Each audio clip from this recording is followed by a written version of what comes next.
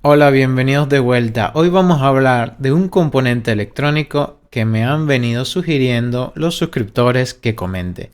Y se trata del SG3525, que también lo pueden conseguir como KA3525 o UC3525. Este componente es muy similar al TL494 con la diferencia que ha salido unos 10 años después. Esto trajo como beneficio o como consecuencia de que trajera incluido ya algunas opciones más interesantes para los diseñadores de fuentes conmutadas. Una de ellas es, por supuesto, un notable incremento de la frecuencia. También tenemos algunas opciones que antes teníamos que implementar fuera del TL494, que ahora ya vienen dentro del chip. Y pues, por supuesto, han pasado 10 años después de la evolución. Algunas personas me han comentado, tuve algún comentario por allí desafortunado de por qué hablaba de componentes tan antiguos. Miren, yo les digo una cosa. Todos los componentes que ahora ven, que conocen actualmente, que los ven como muy nuevos, todos trabajan con principios de hace muchísimos años. Miren, yo les voy a poner un ejemplo. Aquí tengo la imagen, vamos a mostrárselas aquí. Miren, aquí le tengo una imagen de un componente electrónico que quizás jamás hayan visto. Esto que está aquí es un vibrador. Pero esto es un vibrador que estamos hablando que es de los años 40. Entre los años 1940 a 1950, cuando los tubos eran digamos, como la tecnología más común que existía, porque el transistor estaba por nacer. Teníamos este componente que era pues un vibrador, lo que ahora normalmente conocemos como reloj o un oscilador o un 555, que por cierto, el 555 es de hace muchísimos años, estamos hablando de los 80, 70, y todavía sigue siendo un componente que se vende. Porque lo que trato de decirles es que lo que se hacía antes no quiere decir que era obsoleto, sino que ahora lo hacemos mejor. Ahora los hacemos más pequeños, los hacemos más rápidos, los hacemos más eficientes. En ese sentido, por eso, conocer las tecnologías que existían, porque tampoco el SG3525 ni el TL494 es que se han dejado de vender, se siguen vendiendo, se siguen utilizando y se siguen implementando. Son antiguos, pero digamos que no obsoletos, porque siguen siendo el principio básico de la conmutación para hacer fuentes conmutadas e incluso algunas otras cosas como amplificadores tipo D y otros usos que se le dan. Incluso he visto también variadores de velocidad para motores, entre muchas cosas. Entonces, esto que ven aquí es un oscilador, un vibrador, como se llamaba en ese momento, y esto se usaba para elevar la tensión en los vehículos, porque antes los carros tenían unas baterías de 6 voltios. Necesitábamos elevar la tensión para que funcionaran los tubos de la época, y esos tubos podían trabajar a varios cientos de voltios. Entonces se usaban estos vibradores para conmutar. Digamos, esto era como un relé con un condensador y tal, y entonces esto oscilaba. Y esto le inyectaba una onda cuadrada o casi cuadrada a la entrada de un transformador ferro resonante y elevábamos la tensión de 6 voltios hasta 200, 300, dependiendo de lo que necesitaran los tubos para funcionar. Lo que quiero decir es elevar la tensión y la conmutación se ha venido utilizando desde muchos años atrás. Pues miren, esto por ejemplo, este componente que tienen aquí en la imagen es de 1940. O sea, lo que quiere decir que la conmutación no es obsoleta. Cualquier técnica que utilicemos para conmutar nos va a lograr alcanzar el objetivo, y es por eso importante conocer todos estos dispositivos, cómo funcionan, y así podremos, cuando recibamos un dispositivo nuevo, podemos enfrentarnos a él de una manera mucho más sencilla. Así que bueno, empecemos con el tema de hoy. Bien, y como les decía antes de mi extendida introducción, pero creo que necesaria, estos reguladores de anchos de pulso, ¿vale? El SG3525, también una vez que se venció su patente, lo empezó a fabricar Fairchild como K3525 y también Texas Instrument como UC3525, que lo pueden ver aquí arriba. Vamos a marcarlo un poquito, ¿vale? De todo esto hay como una familia, hay muchas, digamos, versiones, las cuales algunas tienen pues, diversas salidas y tal, que lo veremos más adelante, pero nosotros nos enfocaremos en esta parte de arriba, que es la del 3525, que es nuestro tema de hoy y que les servirá para entender cualquier otro modulador de ancho de pulso como este. O sea, que yo creo que ya con esto podemos dejar de alguna forma cerrado el tema. Así que vamos con la presentación que tengo preparada para ustedes y después haremos una práctica en donde les mostraré cómo funciona en la vida real el dispositivo fuera de la teoría y con suerte haremos una fuente conmutada con él. Quizás no para este capítulo, pero para el próximo. Todo depende de cuánto dure este vídeo, así que vamos a empezar con ello ya. Pues muy bien, este es el diagrama interno del 3525 que aparece en cualquiera de los datasheets que ustedes tengan. Este en especial lo he cogido del de Texas Instruments porque estaba mucho mejor dibujado.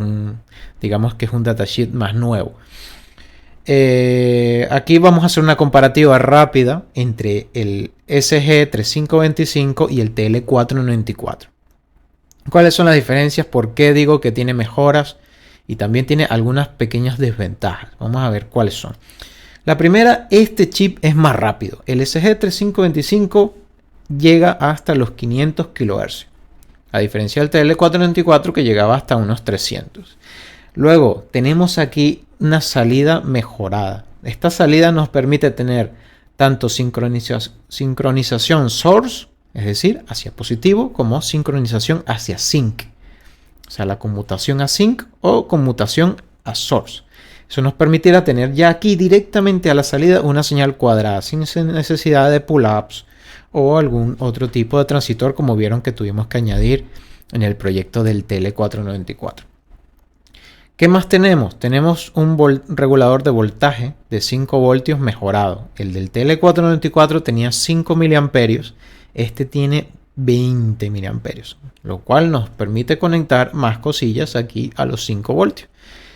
Una de las desventajas quizás pudiera ser que tiene un solo amplificador de error.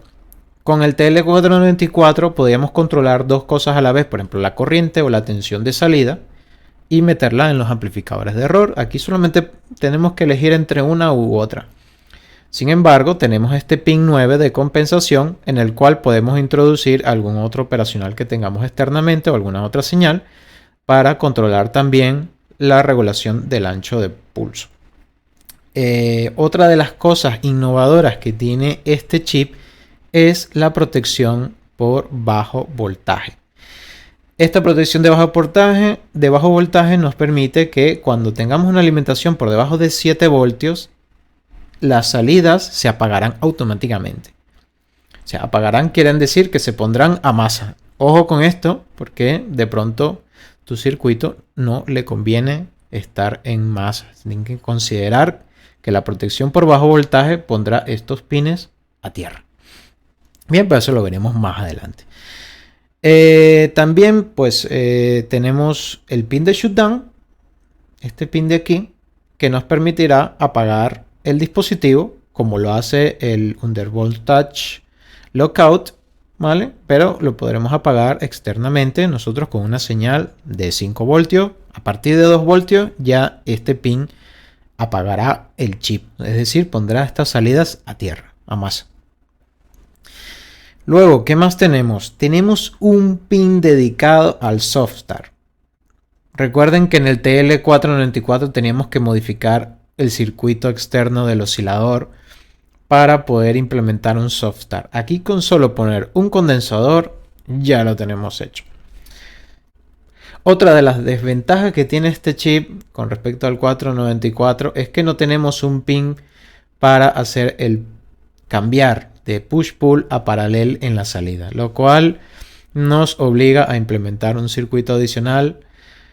Pero bueno, ya verán que no es muy difícil de implementar y también hablaremos mucho sobre eso porque en el datasheet no te explican nada. Yo se los voy a explicar hoy y también les explicaré otros trucos que no aparecen en el datasheet. Así que vamos a ello. Muy bien, vámonos un poco al detalle en el chip. Aquí tenemos el pin 16 que, como les he dicho, es el regulador de 5 voltios. El datasheet nos dice que es de 5.1 voltios, 20 miliamperios. También tenemos la entrada del chip en el pin 15, que será de 8 a 35 voltios. Sin embargo, lo máximo es 40, pero nos lo sugieren de 8 a 35. Mejor ir a lo que nos sugiere el datasheet. También tenemos nuestro pin de masa, el 12. El pin 3 es el pin de sync. Sync significa sincronización. Es el pin que nos permitirá, a través de un reloj externo, es decir, algo que nos esté generando un pulso, mantener sincronizado nuestro chip, nuestro 3525, con ese reloj. Esto nos permite evitar oscilaciones en nuestro circuito que se pueden convertir en algo bastante molesto, ¿no? Más adelante les explicaré cómo utilizar este pin. También tenemos, pues como en el 494, tenemos el pin de la resistencia, que selecciona básicamente con él, podemos seleccionar ajustar la frecuencia. Tenemos también el condensador del reloj, que nos permitirá asignar el rango de frecuencia que queremos tener. Y tenemos la resistencia, esta que dice de descarga, que es básicamente lo que nos ajustaba el dead time en nuestro 494, pues lo mismo. Aquí tenemos nuestra resistencia de descarga o la resistencia del dead time. Normalmente esta resistencia se deja a 0 ohmios, pero si necesitamos fijar un ancho de pulso, lo podemos hacer a través de este pin, el pin número 7. Luego también tenemos nuestro amplificador de error. Como les comentaba, tenemos nuestros 3 pins, el pin 9 que es la salida y las dos entradas, la entrada invertida que es el 1 y la entrada no invertida que es el 2. Aquí en el pin 8 tenemos nuestro pin de soft start. El soft start tiene una corriente hacia positivo que es de 50 microamperios, ¿vale? Hacia VREF, hacia los 5 voltios. Y luego tenemos cuando lo queremos descargar, que lo hacemos a través de este transistor que está aquí. Como ven, aquí está la fuente de corriente, 50 microamperios, que es la que nos tira hacia VREF. Y luego tenemos este transistor que nos tira a tierra, que nos proveerá hasta 150 microamperios. ¿Por qué les explico esto? Porque el soft start, como saben, es un condensador que mientras se va cargando, nos va ajustando el ancho de pulso. Entonces, ¿a qué corriente se cargará nuestro condensador? Pues a 50 microamperios. Y se descargará a 150 microamperios. Eso es bueno tenerlo en cuenta para hacer nuestros cálculos del tiempo que queremos tener de carga y de descarga de nuestro condensador. Bien, ¿qué más tenemos? Si nos vamos aquí, pues tenemos la fórmula. Esta es la fórmula de la frecuencia. CT, que es el condensador, RT, que es la resistencia de tiempo, y la resistencia de descarga, ¿vale? Aquí en el pin de shutdown, pues el pin de shutdown, que lo teníamos por aquí, lo que pasa es que claro, ya no me cabía más texto de este lado, pues lo he bajado por aquí y me lo he llevado para acá. El pin de shutdown, aquí dice, lo he apuntado, dice controla tanto el soft start como las salidas. Dice, poniendo este pin en alto, inmediatamente podemos apagar las señales de salida y descargar el condensador de soft start. Por eso es que les decía que es importante saber cuál es la corriente de descarga, porque igual nosotros ponemos este pin de shutdown tan rápido que no les da tiempo al condensador descargarse. Entonces hay que tener en consideración que el condensador se descargará a 150 microamperios, ¿vale? Aquí pongo en remarcado que las salidas se van a conmutar a tierra. Esto es muy importante porque de pronto no le conviene a tu circuito mientras esté apagado que estas salidas estén a tierra, o quizás puedas poner algo para que no afecte a tu circuito, ¿vale? También una recomendación del datasheet es que este pin no se debe dejar flotando porque el ruido ambiental puede hacer como que si hicieras un shutdown accidental, ¿no? Entonces es mejor ponerlo a tierra. Aunque no lo dice exactamente, pero si positivo es activarlo, pues creo que lo contrario sería ponerlo a tierra, ¿vale? Aquí dice que, bueno, lo que les decía antes, ¿no? Que este pin debe ser activado con el suficiente tiempo para descargar el condensador de SoftStart. Luego aquí arriba, pues tenemos lo que les venía comentando, las salidas. Nos dan hasta 100 miliamperios, que es una, también no les comenté al comienzo, es una mejora que el TL494, que tenía mucha menos corriente a la salida. Este nos da hasta 100 miliamperios continuos y nos da hasta 400 miliamperios continuos. También la alimentación de estos transistores puede ir de 4.5 a 35 voltios. Puede tener una fuente totalmente separada de la alimentación del chip.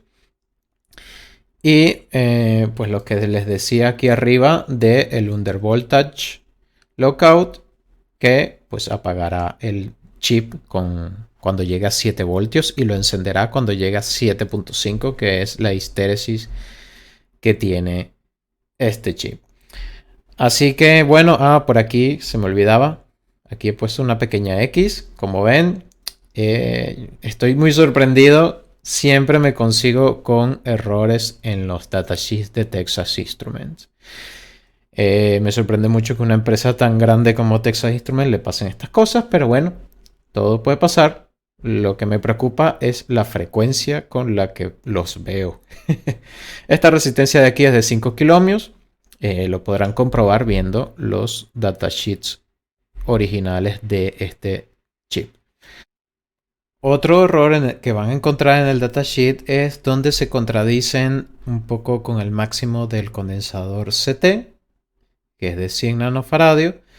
Verán que hay algunas partes en donde dice que es de 10, hay otras partes que dicen que es de 100.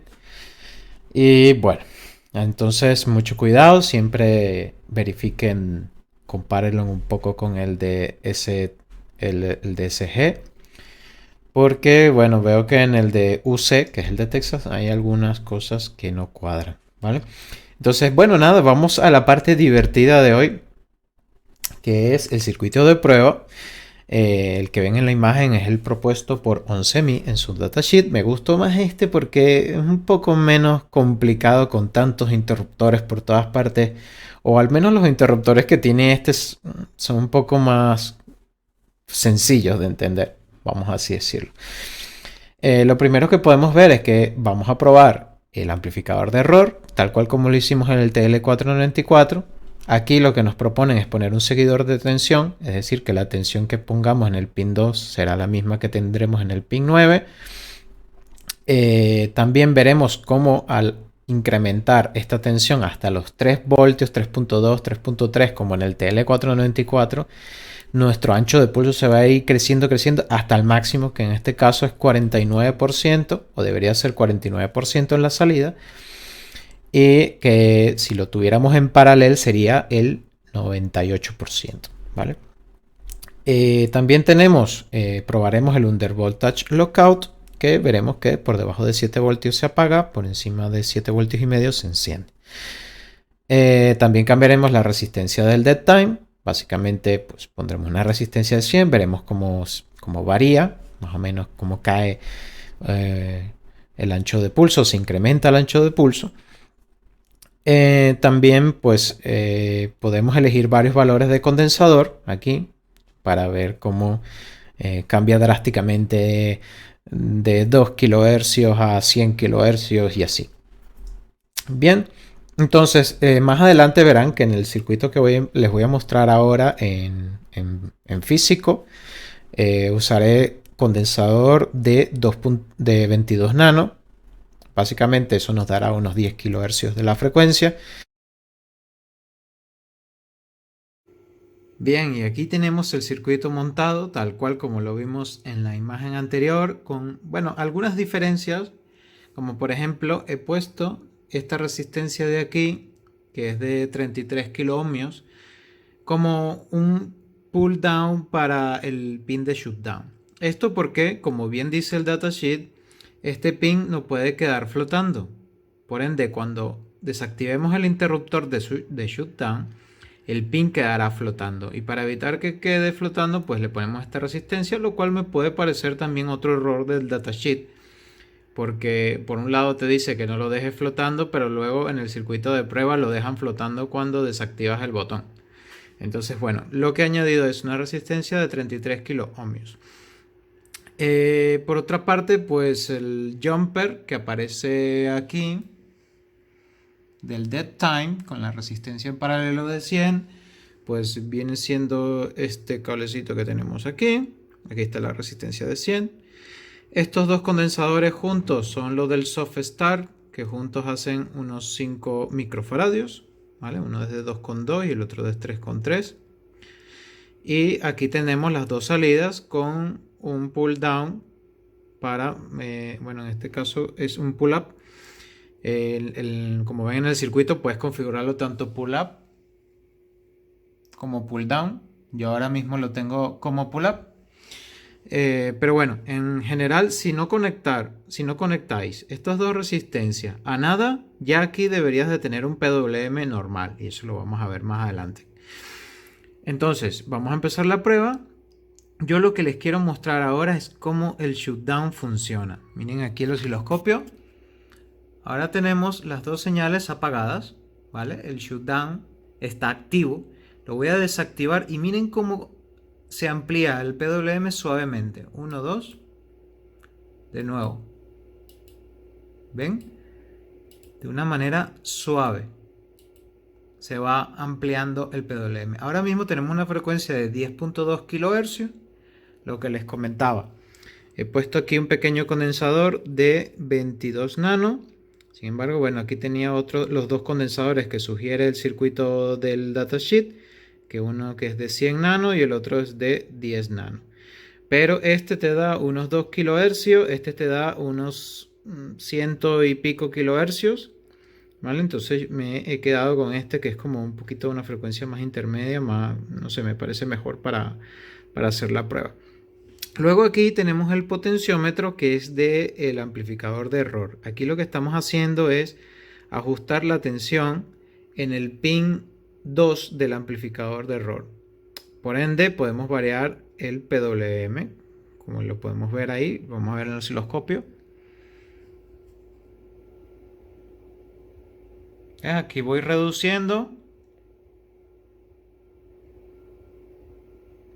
poco a poco y me puedo poner pues el PWM tan fino como ahí, como 1%, ¿vale? Que deben de ser unos 0,9 voltios. Vamos a verlo con el multímetro. Aquí tenemos el voltaje en el pin 2, 0,9 voltios aproximadamente, que vendría siendo 1%. Ahora, si vamos incrementando el valor del pin 2 a 3 voltios, ¿no? Lo vamos incrementando aquí, al otro lado. Ahora 1, 2, ven, aquí va creciendo, va creciendo, como ven ahí 25%, 26, 30, 40, 45, 47, a ver, aquí está, ahora ya aquí no sube más, 48.98, lo que les decía, el 49% famoso son unos 3.2 voltios. En el TL494 es unos 3.3 aproximadamente, pero siempre es un poquito menos. El máximo. Y aquí ven, el canal amarillo es el canal A y el canal azul es el canal B. Como ven, uno es el espejo del otro. Ahora, por ejemplo, he cambiado el condensador del el soft start a 10 microfaradios, o sea, el doble de lo que te sugiere el circuito de prueba. Y miren qué lento, voy a apagarlo ahora, miren qué lento se ve en el osciloscopio. Ahora voy a encenderlo, 1, 2, de nuevo, súper lento, es un super soft start. Esto es más que todo para que vean cómo funciona este pin y por qué es importante conocer la corriente que nosotros queramos utilizar para este condensador de aquí. Bien, ahora mismo tengo el 3525 trabajando a 12 voltios. Pero ¿qué pasa si lo bajamos a 7 voltios? Vamos allí. Voy a seleccionar. Vamos a ir bajando aquí poco a poco. Veamos, miren cómo se va reduciendo la amplitud de la señal. Ok, ahora mismo tenemos 7.1 voltios. ¿Vale? Voy a ir bajando. 7, 6,9, 6,8, muerto. 6,9, 7, 9, 8. Curioso. La histéresis al final no era de 500 milivoltios. Como de unos 200 milivoltios más o menos. Pero bueno, aquí se ve que funciona. Unos 200 milivoltios de histéresis, pero efectivamente se apaga. Otra cosa que podemos ver es el funcionamiento del dead time. Si ven, este jumper que está aquí es el jumper que aparece en nuestro datasheet con la resistencia de 100 ohmios. Este de aquí. Si nosotros levantamos o quitamos este jumper, lo único que vamos a hacer es incrementar el ancho de pulso. Como ven, ahí se ha incrementado, hemos pasado de 49 a 42%, pero también, como lo dice la fórmula, nuestra frecuencia se ve afectada, también se hace más pequeña.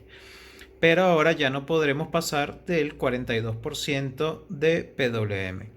Esto nos puede servir como un límite de seguridad a la hora de controlar nuestro PWM. De lo normal, yo voy a trabajar con la resistencia en cero, es decir, con el jumper puesto. Vamos a ver el último punto. El último punto era demostrarles cómo funciona el sync, o sea, los dos transistores estos que tenemos de salida, que nos permitirán conmutar tanto positiva como negativamente, y demostrarles que estas resistencias de pull up o pull down no las necesitamos. Yo las voy a quitar. Ok, ahí las he dejado sin resistencia, simplemente están directamente conectadas al osciloscopio. Si vemos el osciloscopio, vemos que la señal se distorsiona un poco porque ahora tenemos un voltaje un poco bajo, pero tenemos tanto el pulso alto como el pulso bajo. Vamos a probar incrementar un poquito el voltaje. Voy a poner aquí 12 voltios. Aquí se reduce un poco la distorsión. Pero lo importante aquí es que tenemos el nivel alto que lo hace el transistor positivo y el nivel bajo que lo hace el transistor negativo. Bien, como pudimos ver, el datasheet más o menos se cumple cuando dice que el 49% lo vamos a obtener a 3.3 voltios, que al final pues resultó ser un poquito menos, y el 0% lo vamos a obtener con 0,9 voltios, que más o menos fue un poco menos también. ¿Vale? Pero por lo menos aquí te ponen un margen entre 0.7 y 0.9 y aquí se supone que el máximo tenía que ser más que eso. Resultó ser un poco menos. Bueno, está más o menos dentro de pues, una tolerancia razonable. Entonces, ahora les voy a dar un tema que particularmente me ha dado mucho dolor de cabeza con este chip, el modo paralelo. Fíjense, en el TL494 teníamos un pin que se dedicaba a hacer las salidas, o sea, la salida A y la salida B, convertirlas en paralelo, es decir, que las dos tuvieran la misma señal. Esto no es súper útil, por ejemplo, todos los conversores de CDC que se venden en AliExpress, los que he hecho review aquí en mi canal, los que aparecen en el vídeo del 494, son de CDC que utilizan el modo paralelo. O sea que no es que sea un modo raro. Es un modo que se usa mucho y que estaría bien poderlo hacer con el SG3525. Entonces en el datasheet ellos ponen este circuito que está aquí y ya está. No hacen ninguna aclaración del uso correcto, de cómo funciona y ni nada. Entonces, bueno, yo he decidido implementar este circuito, lo monté en un protoboard y lo probé y mi sorpresa es que sencillamente no funciona. Pero no funciona, es que no hace nada. No hace nada. Entonces intenté de otra forma, casi pareciera que fuese a funcionar. Me terminó dando un diente de sierra aquí un poco raro, pero bueno, al final no funciona. ¿Qué es lo que pretende hacer este circuito? Bueno, vamos a poner aquí el lápiz. Por aquí se supone que esta es nuestra alimentación, ¿vale? Como bien lo dice aquí. Y por aquí baja una corriente hacia el pin 13, que era lo que era la alimentación de nuestras salidas antes.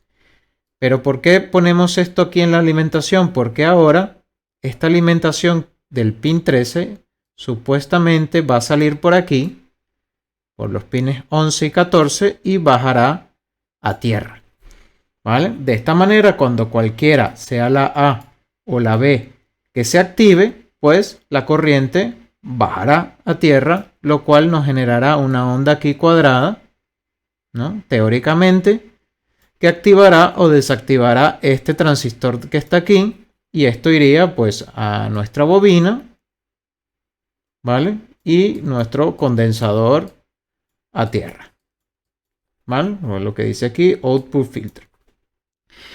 Al final todo suena magnífico, pero en la vida real esto no funciona. Y no funciona sencillamente por cómo está hecha la salida. Como ven aquí he hecho un dibujito en verde de más o menos cómo fluye la corriente, o sea, lo que le expliqué en la imagen anterior de esta corriente que bajaba por aquí, de cómo se ve aquí en Vein. Este sería nuestro Vein, como ven es el pin 13, la corriente que baja por aquí, pero aquí es donde está el problema. Tenemos Q9 y tenemos Q10. Ambos se alimentan de la misma fuente, del pin 13. Entonces es como un pez que se muerde la cola. Tienes una alimentación que baja por aquí, ¿vale? Que baja por aquí, se cortocircuita a tierra y a su vez este pin se hace 0 voltio y este transistor se apaga. Entonces, este transistor casi nunca, casi en ninguna parte de la conmutación puede estar encendido, porque constantemente él mismo le está suprimiendo la energía a Q9. Por ende, ¿cómo se enciende Q10 si Q9 no se puede encender porque el propio Q10 está apagando Q9? ¿Sabes? Es un pez que se muerde la cola. Y esto es solo uno de los canales. Si viéramos los dos canales juntos, pues sería lo mismo, pero por dos. Bien, entonces esta solución, como ven, no funciona. Yo me he puesto en contacto con la gente de Texas Instruments preguntándoles por qué ellos siguen poniendo este dibujito en el datasheet si no funciona. ¿Por qué lo siguen poniendo si no sirve? Entonces yo tratando de hacer el bendito modo paralelo, buscando en internet, viendo foros y tal, y buscando ideas, ¿no? Pues encontré una muy sencilla, que no es nada más que poner en la salida A y en la salida B unos diodos y funciona de maravilla. Vamos a verlo.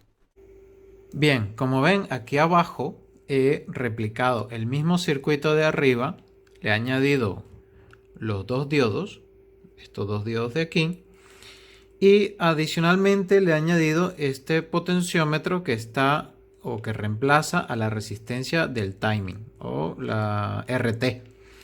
De esta manera podemos ver cómo variando RT también controlamos o ajustamos bien la frecuencia, ¿no? Es como un extra que he añadido en este circuito. El resto es igual. Entonces, lo que les voy a mostrar es primero que las dos señales, aquí tenemos las dos salidas del osciloscopio, las dos señales siguen existiendo. Ponemos aquí, enciendo, ¿vale? Siguen existiendo las dos señales, las dos son una a la inversa a la otra, no hay nada diferente, ¿no? Entonces, ¿pero qué pasa? Vamos a ver qué hay a la salida, ¿no? Yo voy a desconectar este pin de aquí, el canal 2, canal 1. Voy a conectar solamente el canal 1 a la unión de los dos, bueno, puede ser este mismo pin aquí. Y miren que tenemos. Teníamos 10 kHz, ahora tenemos 20, se ha duplicado la señal. Y el PWM también se ha duplicado. Teníamos 25%, déjenme volverlo a poner. Voy a volver a poner. Teníamos 25%, 10 kHz. Y a la salida del diodo tenemos 20 kHz, 49%, casi 50%. Es decir, sencillamente añadiendo dos diodos, una resistencia con pull down, obtenemos nuestra señal de parallel mode perfecta. O sea, no necesitamos nada más. Solo dos diodos. Lo que sí tengo que decirles es que los diodos tienen que ser de alta velocidad. Nada de 4148. Tienen que ser fast diodes. O sea, diodos rápidos. En este caso yo estoy utilizando el 1N4934. La verdad les recomiendo ese diodo. Es un diodo económico, rápido y aguanta hasta 1 amperio. Está muy bien. Luego y por último, ya que estamos, les muestro cómo funciona el ajuste de frecuencia con un potenciómetro. Simplemente he añadido un potenciómetro de 10K a la resistencia RT. Ahora tenemos 20 kHz. Si me muevo, pues aquí puedo bajar. Si voy hacia el otro sentido, subo 20, pues, y así sucesivamente. Y si ya queremos más frecuencia, pues cambiamos el condensador y así sucesivamente vamos variando. Recuerden no salirse de los rangos de resistencia que les he mostrado anteriormente para RT y los rangos de capacitancia para CT. Muy bien, vamos con el último tema, pero no menos importante, que se trata de la sincronización. Bien, en la sincronización, como les decía, tenemos dos pines, tenemos el SIN y tenemos el OSC out. ¿Vale? El OSC out normalmente lo usamos los maestros. Los maestros son los que definen cuál va a ser la frecuencia del circuito. Y el SIN serán los esclavos, los que van a recibir la frecuencia del maestro. Entonces, sabiendo esto, pues tenemos dos tipos de maestros. Podemos tener un reloj externo, que puede ser un cristal, o otro 3525, como lo vemos aquí a la derecha. Bien, y entonces, ¿qué haremos con el maestro? Pues conectarlo al pin del SINC del esclavo, que será en el mismo caso los dos. En el caso del maestro, por ejemplo, en el caso de la derecha, tenemos el OSC out, ¿vale? Que lo conectaremos al pin 3 del esclavo. Entonces, ¿qué es lo importante aquí? Las características que tiene que tener esta señal de aquí, si tenemos un oscilador externo. Tiene que estar entre 3 y 3.5 voltios. Tiene que ser por lo menos un 10% mayor que la del 3525. Y el pulso, porque es un pulso, tiene que ser alrededor del 3%. Es más o menos lo que he visto que funciona bien. Entonces tendríamos un pulso así bien finito de un 3%, ¿vale?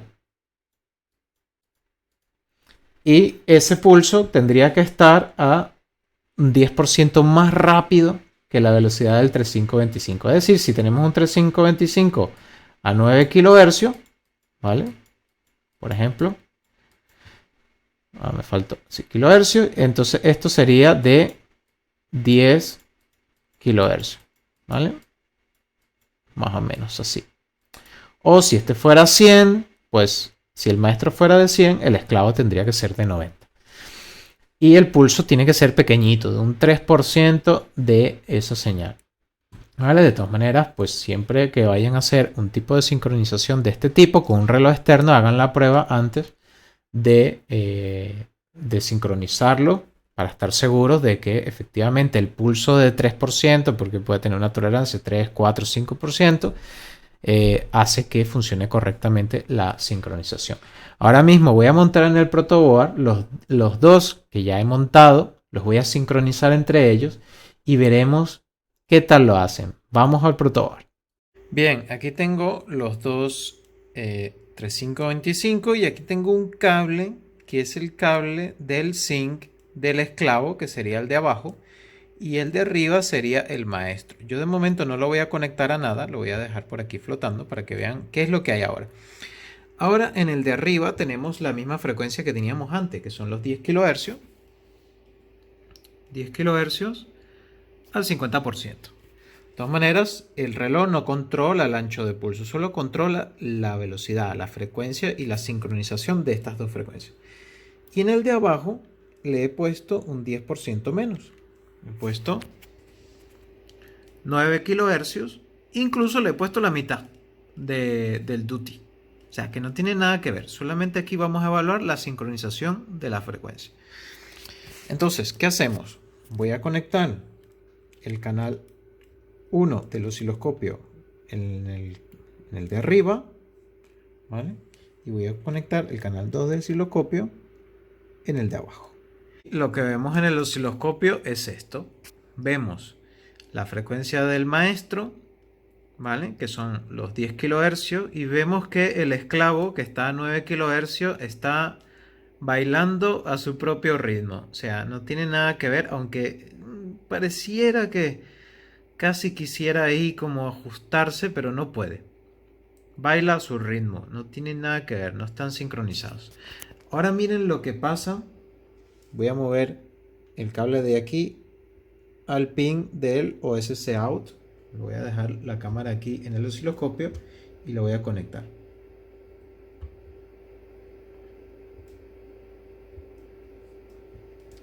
¿Qué les parece? Ahora las dos señales están a 10.3 kHz. Una tiene el 50% y la otra tiene el 25%. Pero como les he dicho, eso no importa. Si yo muevo la de abajo, incluso le pongo más pequeño, la de arriba, por supuesto, no se ve afectada porque es la maestro. Pero si yo muevo la maestro, por ejemplo, le reduzco el ancho de pulso, vemos como la esclava sigue igual. Aquí lo importante es que la hemos sincronizado. Las dos tienen la misma frecuencia y de esta manera podemos hacer sistemas que puedan estar funcionando juntos sin afectarse el uno al otro. ¿Cómo es la señal de reloj? Me preguntarán. Bueno, vamos a mostrársela, que la tenemos por aquí. Si vemos que es una frecuencia de 20 kHz, ¿por qué? Porque es el doble de la frecuencia de salida, porque lo tenemos en push-pull, no lo tenemos en paralelo. Y tenemos un duty de un 3%, los que les decía. 20 kHz, un 3% de duty. Y ya está, esa es la señal de reloj y esa es la señal que pasa de nuestro maestro a el esclavo.